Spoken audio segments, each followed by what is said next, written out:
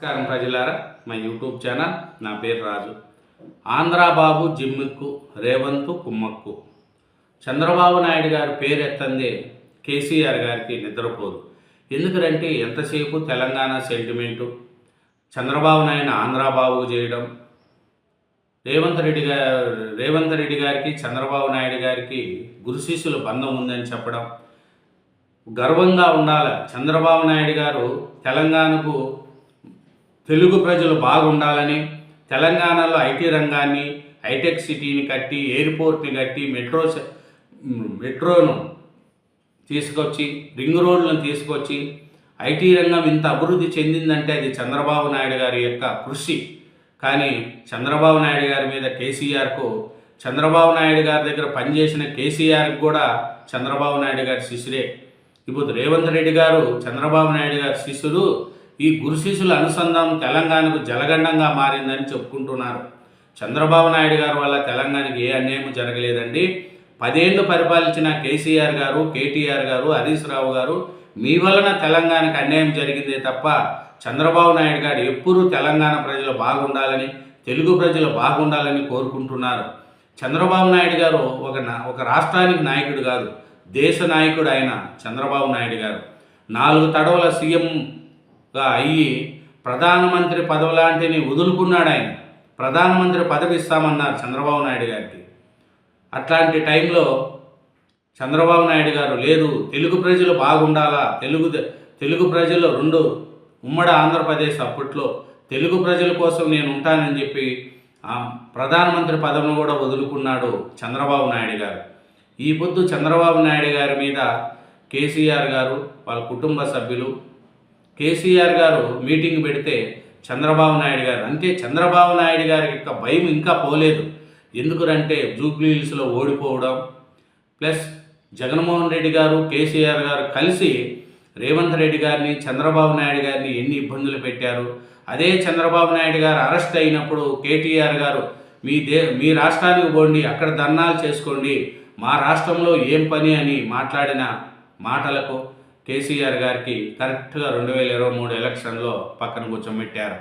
ఎందుకంటే ఒక నాయకుడు ఆంధ్రాన తెలంగాణ అని ఎవరు చూడరు, ఎవరు డెవలప్మెంట్ చేస్తారు ఏమి అనేది కూడా చూస్తారు. ఇప్పుడు దేశ ప్రధాని గారు గుజరాత్ వ్యక్తి, దేశానికి ఎంతో మేలు చేస్తున్నాడు ఆయన. కాబట్టి ఆయన ఒక రాష్ట్రానికి అనుసంధిస్తారా?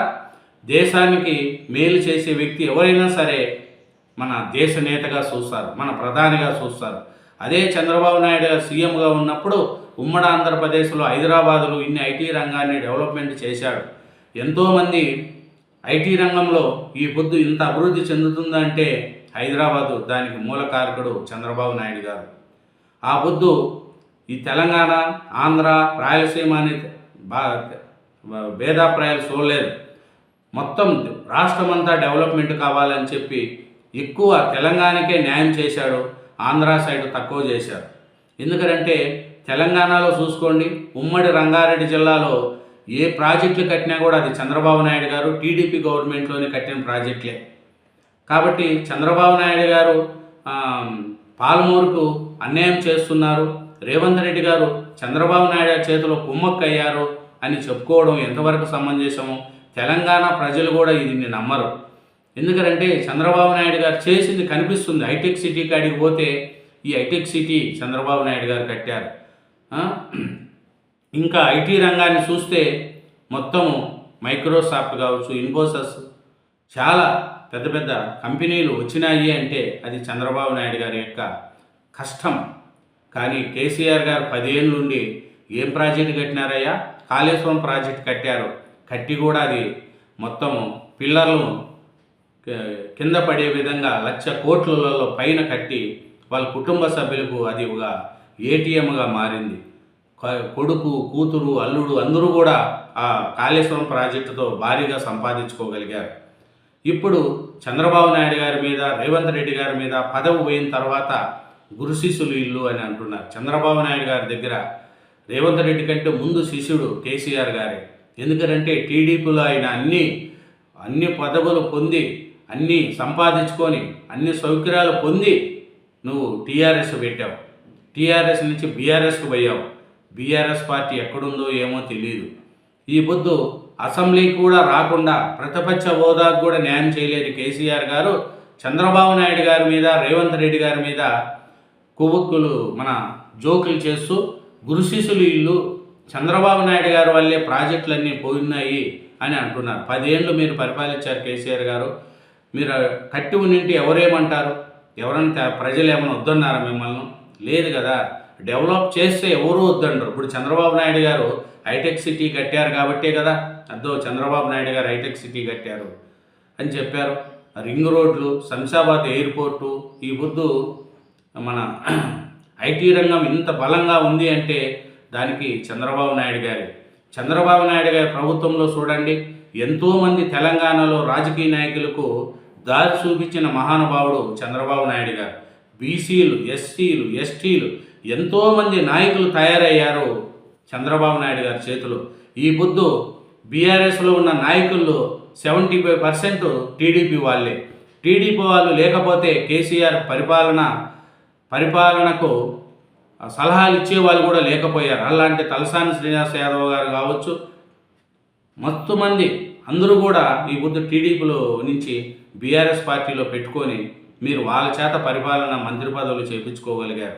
అది చంద్రబాబు నాయుడు గారి దగ్గర పనిచేసిన వాళ్ళు ఈ పొద్దు బీఆర్ఎస్లోనే చాలామంది ఉన్నారు.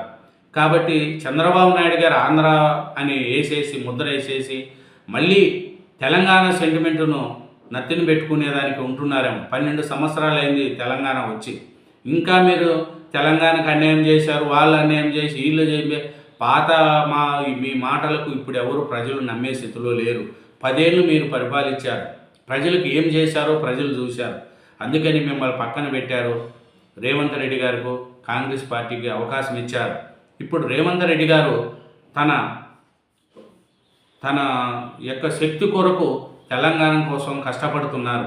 తెలంగాణ బాగుండాలని అన్ని ప్రాజెక్టులను పూర్తి చేసుకుంటూ సంక్షేమ పథకాలు ఓ పక్క, డెవలప్మెంట్ ఓ పక్క రేవంత్ రెడ్డి గారు ముందుకెళ్తున్నారు. ఆంధ్రప్రదేశ్లో చంద్రబాబు నాయుడు గారు 5 ఏళ్ళు రాజధాని లేకుండా చేసిన జగన్మోహన్ రెడ్డి గారు వదిలేసిపోతే దాన్ని తన భుజాల మీద వేసుకొని ఇప్పుడు అమరావతిని, పోలవరం ప్రాజెక్టుని డెవలప్ చేసుకుంటూ ముందుకు పోతున్నారు. గూగుల్ లాంటి పెద్ద సమస్యను విశాఖపట్నానికి తీసుకొచ్చిన గొప్ప వ్యక్తి చంద్రబాబు నాయుడు గారు.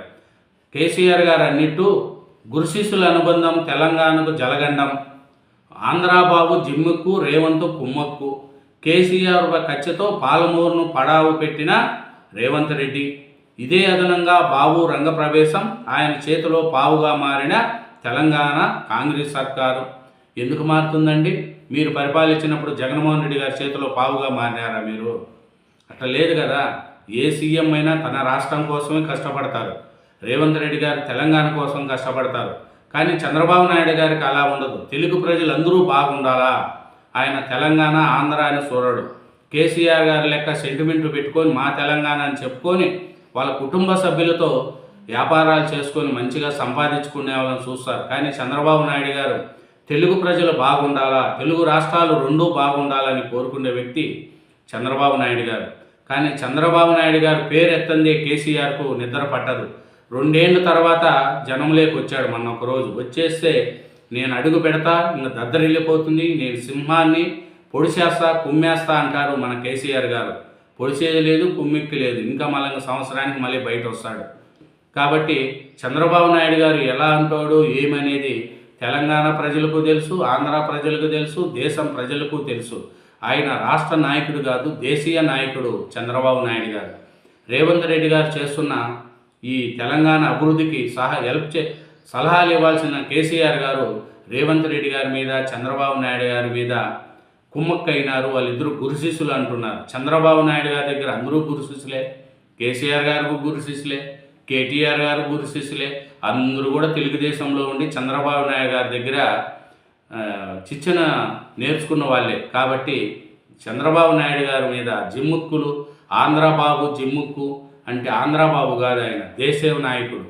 మన దేశంలోనే ఒక నాయకుడు చంద్రబాబు నాయుడు గారు.